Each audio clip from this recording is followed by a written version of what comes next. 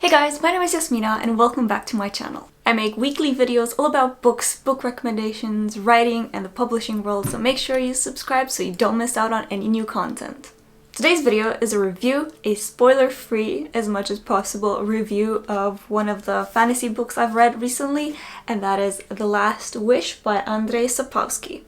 So this, of course, is the first book in the Witcher series. It's actually book 0.5 technically of the Witcher series, but everyone says to start with this one, and I think it was a good idea because the first season of the show on Netflix follows this book to a T, pretty much. So I'll put it here so that I don't wave it around in my hands too much. So a little backstory of my familiarity with this series. I have played The Witcher 3, the video game, when that came out years ago. I have a wallpaper of it as well. That was my wallpaper for a very long time. I changed it again to it just for this video, but that was my actual wallpaper for a very long time when I was playing that game, because that is one of my favorite games of all time. I loved it. It is the only game to this day that I never skipped a cutscene. Every single cutscene, every single side quest was just interesting. It was interesting and engaging, and all the side quests had some kind of story that I wanted to know. It was a great game. So I had played that game, and then obviously when the show came out, I watched the first season of the show. It was pretty good. It had a couple of things that I didn't necessarily like about it, but I said, okay, now is a great time to actually read the books. And so I did. I read this first book and I really liked it. I rated it 4 out of 5 on Goodreads, but in my head it's more like a 4.25, 4.5 out of 5. I really did like it, but I also had some slight issues with it, so we'll just go into that now. So, The Last Wish, the first book in the Witcher series, follows Geralt in a sequence of sort of short stories, but they're not necessarily unrelated. He's at this temple getting healed after a fight, and then we see sort of flashbacks of some of the fights and some of the quests he had been on before he arrived at this temple. So the way this book is structured was definitely a bit strange and a bit different than what I had expected, but all the stories were interconnected in some ways, and they did kind of follow one journey towards the end, so it didn't bother me so much at the end of the day. And as I mentioned, if you watch the first season of the show, it is pretty much word by word of some of the scenes in this book. It doesn't show all of the scenes, but maybe the most important ones, and the scenes that it does show, it's kind of word for word. I was actually quite surprised how close to the book the show stuck. The writing was also pretty different than what I expected, or that I'm used to in fantasy books. It was a lot of dialogue, like back-to-back dialogue without much dialogue tags or descriptions, which is not something you see very often in fantasy books, but it meant that the plot moved forward faster than otherwise, and even though it was a bit strange at first, I actually grew to like it.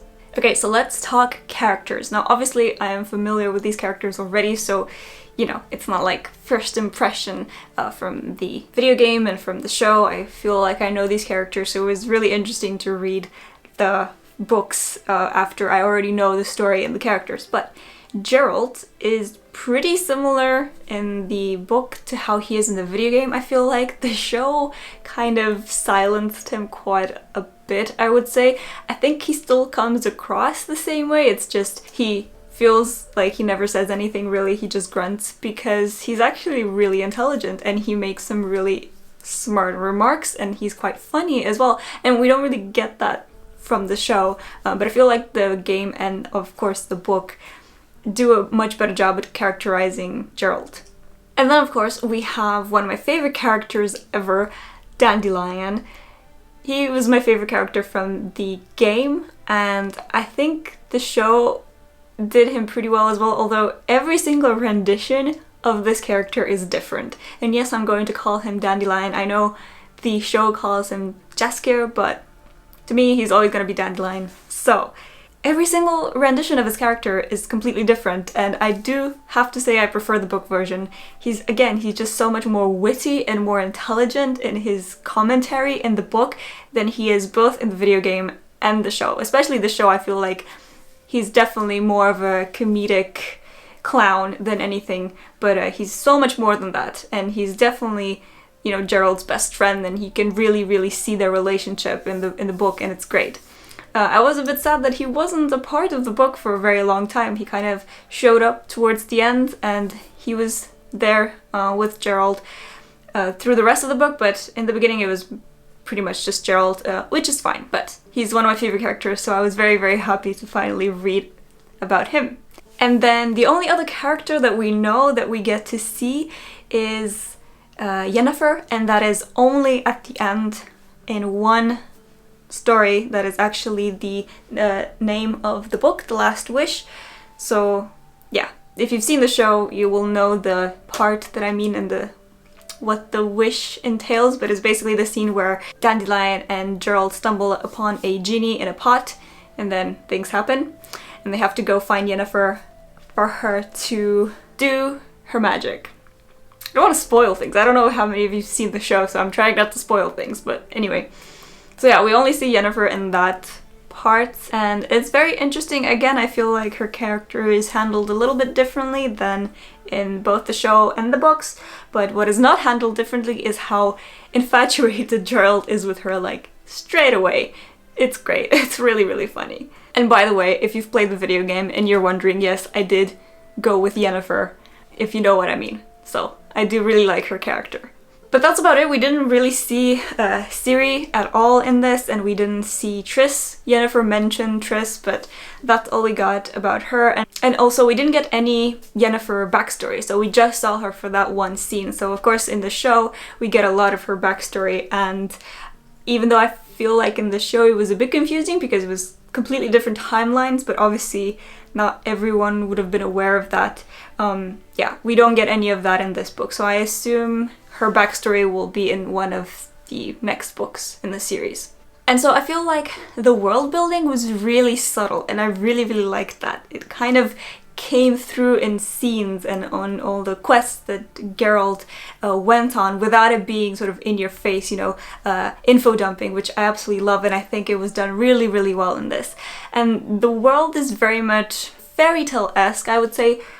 Fairy tale combined with like Lord of the Rings, sort of classic medieval fantasy. Obviously the whole genie thing is very fairy tale-esque, and then there was also a story that was not in the show that kind of is almost like Beauty and the Beast, but obviously onto all of these retellings almost is put this sort of Polish, Eastern European twist, and I love it. Oh, I love that so much. I think it's done really well.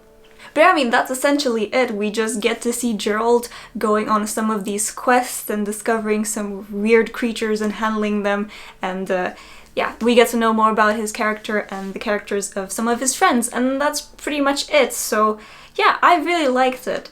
Things I didn't like about it was mainly, there was, of course, this is something that is prevalent in especially more classical fantasy, but that still doesn't mean I enjoy reading it. There's definitely a hint of misogyny throughout the whole thing, and, you know, Gerald himself is not the most well-behaved in that manner, and I also feel like there was like in Game of Thrones, I feel like sometimes it's really unnecessary when there are just, you know, naked women in the scene for no apparent reason other than to tickle the writer's fancy or the male reader's fancy, which I don't like. I'll just say that. I don't like that. So yeah, that was my main problem with it. And also the fact that, yeah, they're short stories and there's not really an overarching plot.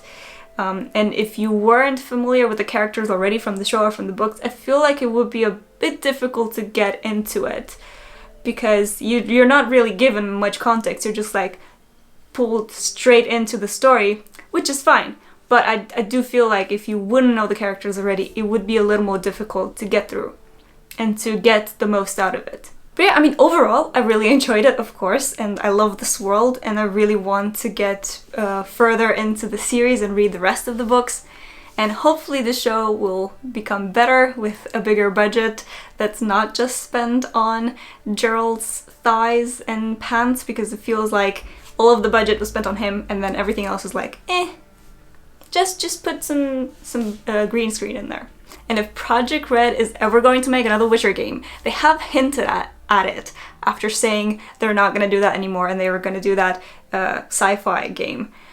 But they did recently hint that there might be another Witcher game, and that makes me very excited, because that is still one of the best games I've ever played. So yeah, that was my review of The Last Wish. I don't want to go into too much detail. It's also a relatively short book for a fantasy, so you know, there's not that much to say without going into detail, but I did really enjoy it, and of course if you are interested in this story, I would definitely recommend reading the books. Even if you've read the show, even if it sticks very close, even if the show sticks very close to the book, I would still recommend picking these up if you're at all interested in reading the original story, because I do think it does characterization of the characters much better than any other medium. So yeah, once I read the entire series, I might make another review of the whole series. I think that would be interesting, but I don't think I'm gonna do a review for each book in the series because, yeah. Because I don't think that makes so much sense if you as a viewer haven't read that particular book in the series. So it's either like the first one or the series as a whole, I think makes a bit more sense, but let me know what you think. And yeah, if you've read this, or if you watched the show, or played the video game, please let me know in the comments what you thought of it. Really curious to know what other people think of it, because yeah, this was the first time I've read the original material, and it was very interesting. I usually prefer reading the book before I watch or do anything else. Obviously games is a bit more of a unique thing. There's not that many game adaptations of stories. I wish there were. I really wish there were. So this kind of was a rare occurrence where I played the video game first, then I watched the show, then finally I read the book, which just doesn't happen very often. So I thought that was an interesting way to consume the story. But yes, I think that's everything for my review. I hope you guys enjoyed, and I will see you next week with a new video. Bye!